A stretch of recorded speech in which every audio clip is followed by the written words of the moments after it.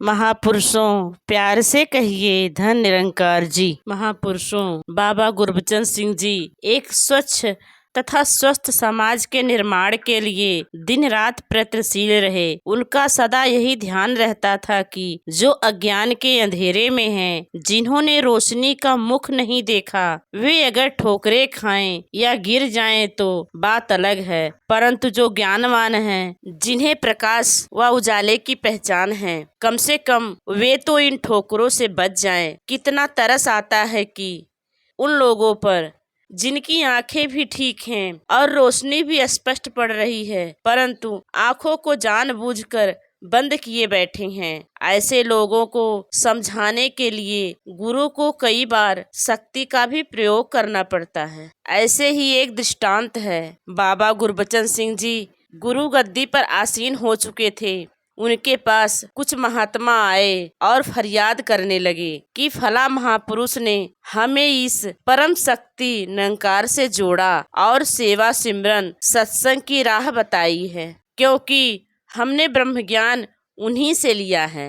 इसलिए हम तो प्यार व श्रद्धा में उन्हें शहंशाह तक कह देते रहे हैं, क्योंकि हमारे इलाके में प्रचार के लिए अधिकतर वही आते हैं। धीरे धीरे संगतों का उन पर विश्वास बढ़ता चला गया, परंतु अब वह महात्मा इस विश्वास का मायावी लाभ उठाने लग पड़े हैं। इन्हें भी माया ने अपनी लपेट में ले लिया। इन्होंने कई महापुरुषों और उनके रिश्तेदारों के मोटी मोटी रकमों के बीमे कर दिए हैं। फिर उनसे पैसे लेकर सस्ती जमीन खरीदने का झांसा भी दिया। जमीन तो खरीदी गई, मगर अब कीमतें बढ़ जाने के कारण वह सारा का सारा लाभ स्वयं लेना चाहते हैं। हमें कहते हैं कि पैसे और दो, फला जमीन ले देता हूँ। हमारे पास और पैसा है नहीं, इसलिए ना तो वो हमें जमीन देते हैं और ना ही हमारा पैसा वापस करते हैं। बाबा जी यह बात सुनकर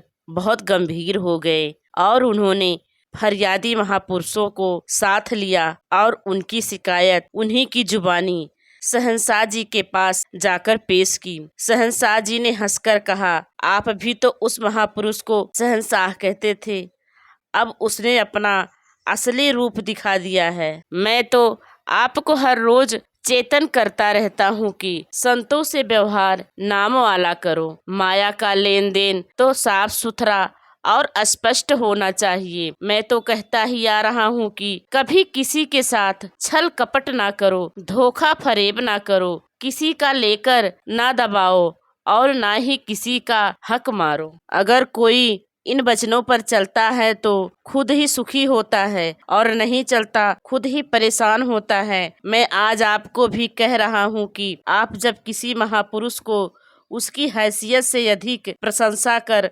आसमान पर चढ़ा देते हो या उसे इतना मान सत्कार दे देते हो जो उसके मन रूपी बर्तन में समा नहीं पाता, तो आप उसके लिए परीक्षा पत्र बन जाते हो। याद रखो, गुरु गुरु होता है और गुरसिख गुरसिख।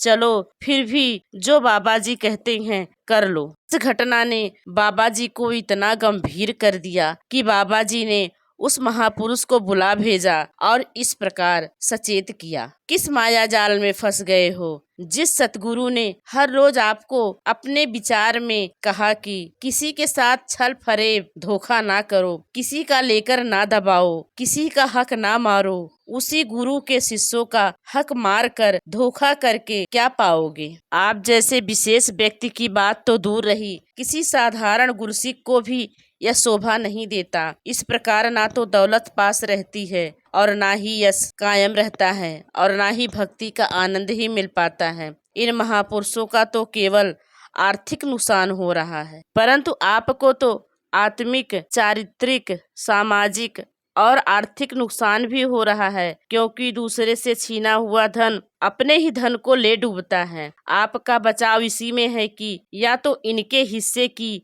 जमीन इन्हें दे दो या फिर जो रकम इन्होंने आपको दी है उसे ब्याज समेत वापस करो। बाबा जी के समझाने पर उस महापुरुष ने अपने अंतन मन से क्षमा मांगी और सतगुरु ने क्षमा कर दिया तथा आगे से गुरुमत के अनुसार चलने का आदेश दिया। बाबा जी का निर्णय सुनकर यह अनुभव होने लगा कि जैसे बरसात का मौसम आने से पहले समझदार माताएं छोटे छोटे बच्चों को फोड़े फुंसी से बचने के लिए कड़वी दवाई पिला देती हैं, उसी प्रकार सतगुरु हर प्रकार से अपने गुरसिक को बचाता है, कभी प्यार करके और कभी कठोर वचन कह के। गुरसिक के ध्यान में यह चाहिए कि सतगुरु की डांट में भी प्यार छिपा हो। गुरुमुखों महापुरुषों, गुरु सागर के समान होता है और गुरसिक गिलास का पानी। सागर में लाखों बोरियां रंग की भी डाल दें, सागर का रंग नहीं बदलता, लेकिन गिलास के पानी में यदि एक दो बूंद ही रंग पड़ जाए तो इसका रंग बदल जाता है। इसलिए गुरु का सम्मान व यश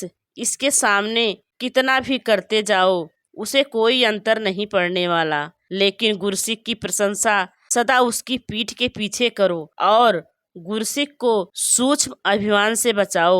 अगर शहंशाह को कोई शहंशाह कह दे तो उसे क्या फर्क पड़ेगा, लेकिन किसी साधारण इंसान को शहंशाह, गरीब नवाज, मालिक, महाराज आदि नामों से पुकारते हो तो, और यदि कहीं पल भर के लिए भी उसने इन शब्दों को अपने साथ जोड़ लिया तो उसका नुकसान निश्चित है। इसलिए आप संतों का सम्मान, सत्कार, सेवा तो करो, लेकिन उन्हें परीक्षा में ना डालो। महापुरुषों, प्यार से कहिए धन निरंकार जी।